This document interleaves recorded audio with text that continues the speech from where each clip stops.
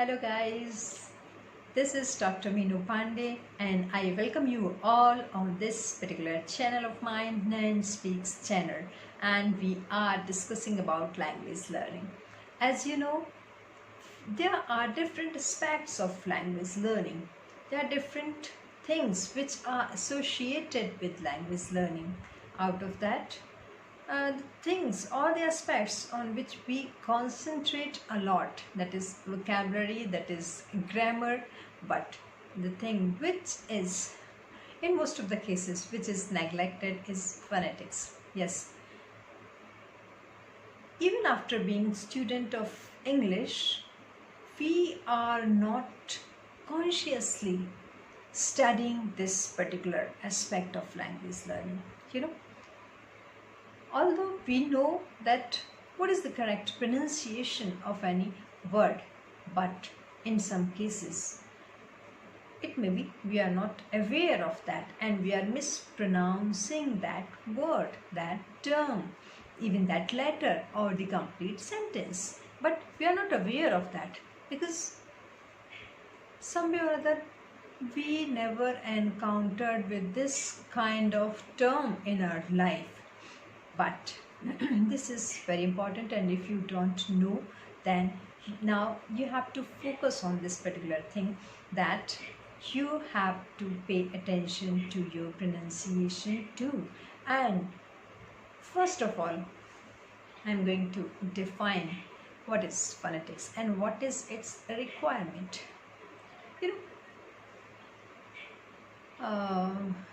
In early stages, when we were told to just memorize different spellings, we used to mug up everything.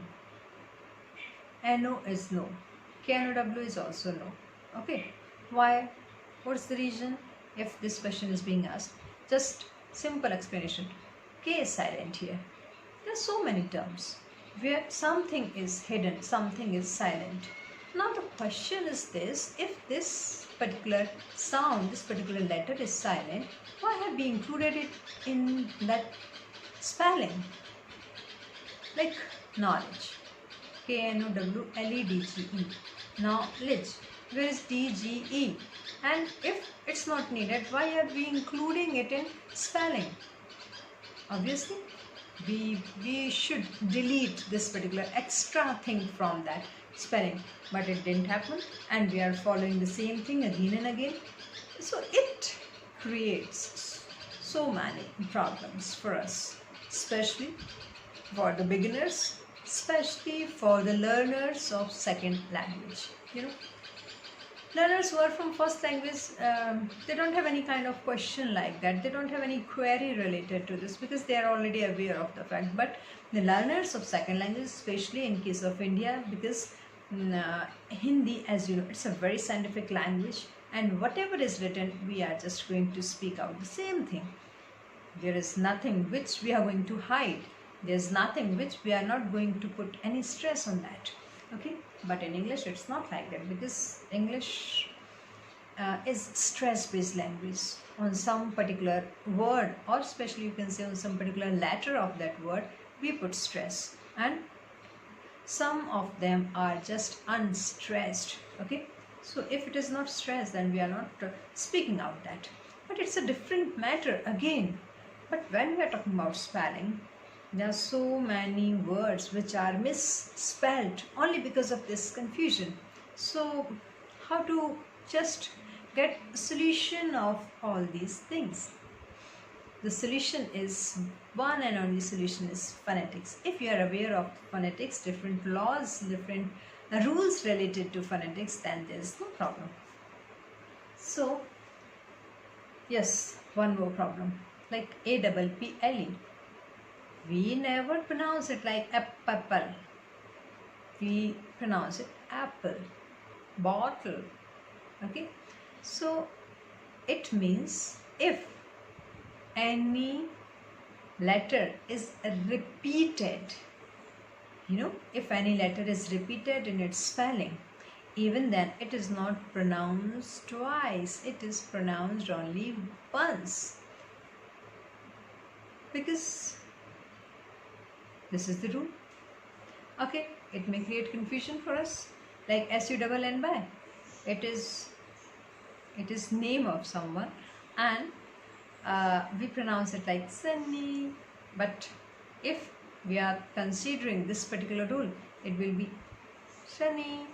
So there's a difference in these two pronunciation. Okay, and there are so many words which at some place they are used as a verb, and at other place they are used as a noun, the words with similar spelling, but at one place in one word category and at other place in another word category. Then what to do in that situation? Again, there is some rule that in case of the spelling which is used as a noun, we have to put stress on some particular letter, and when it is used as a verb, then we have to put stress on some other letter. Okay, now there are many words which are categorized as monosyllabic, disyllabic, trisyllabic, tetrasyllabic, penta, hexa, hepta, like multisyllabic words. So we have to put stress. Again, there's a common rule. In case of monosyllabic, there is no option, but in case of disyllabic, usually the stress is on second syllable. So first syllable is not pronounced, it's not stressed, it's not pronounced with that pitch, like about, it's not about, because we are putting pressure on ba, about. Okay, so this is the difference, about or about. So this is the difference. Okay, because we are talking about we are discussing about phonetics, so you should know that in phonetics all these problems can easily be solved, because phonetics is not spelling based, it is pronunciation based. Whatever we are pronouncing, that we used to write in as phonetic transcription. So you should know what is phonetic transcription. Yes, again, it's a kind of transcription in which we used to mention sound, not spelling. Okay, like if we are writing C-A-R, car, then spelling is C-A-R. But when we are writing phonetic transcription, it's not C, it's ka, it's ka, a, ka, bada a. First sound is ka, and then prolonged a, and then ra. Ra, it depends, because in Indian context we pronounce ra. It's not ka for us, it's car. But in American accent and British accent, the pronunciation is different. But right now we are talking about only Indian pronunciation, but correct pronunciation. So phonetics, we can say phonetics is that particular branch of linguistics in which we study about production, transmission and reception of different speech sounds.